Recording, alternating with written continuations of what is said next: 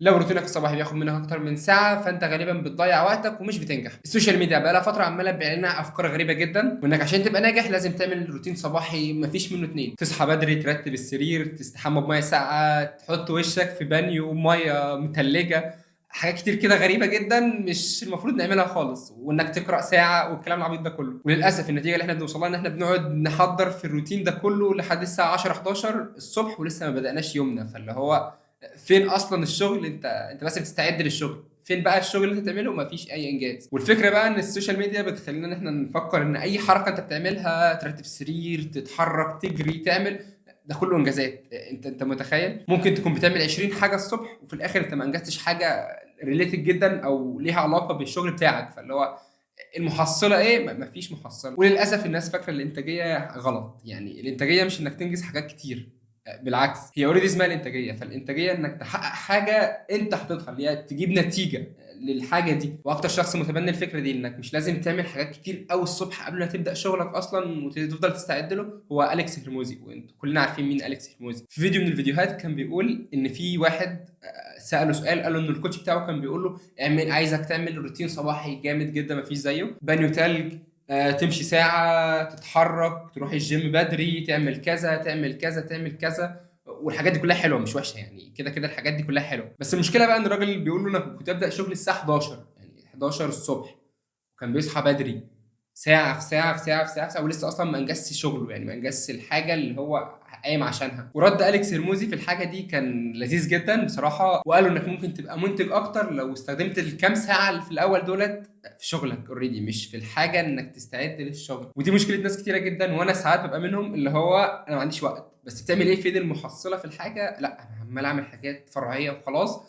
النتيجه بقى فين؟ او الحاجه اللي انا بانجزها ما فيش الكلام ده.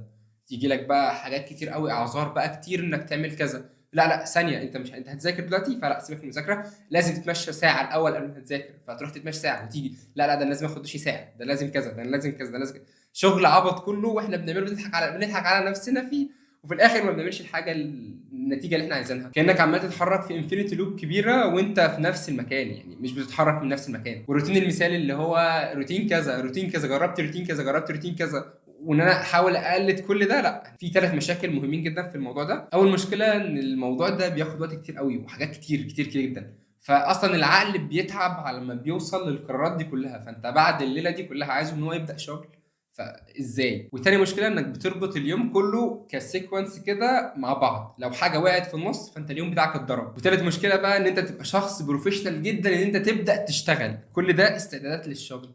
فين بقى الشغل الحقيقي زي ما احنا بنقول؟ nothing. كل سنه وانت طيب. انت اصلا ارهقت نفسك طول اليوم وطول الليله دي كلها والاستعدادات دي كلها، بس فين الشغل بقى؟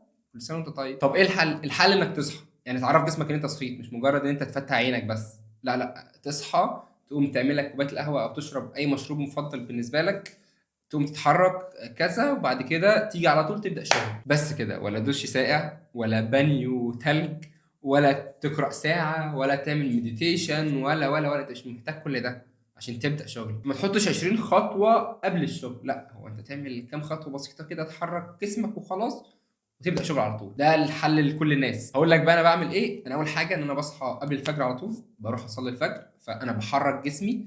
بخلص صلاه الفجر، اجي طلعت شميت هوا، روقت على نفسي، جيت خلاص انا تمام زي الفل. لو هاكل اي حاجه بسيطه قبل كوبايه القهوه تمام، اعمل كوبايه القهوه واجي اقعد اكمل شغلي على اللاب، نفس اللاب ده كده، نفس القعده حرفيا.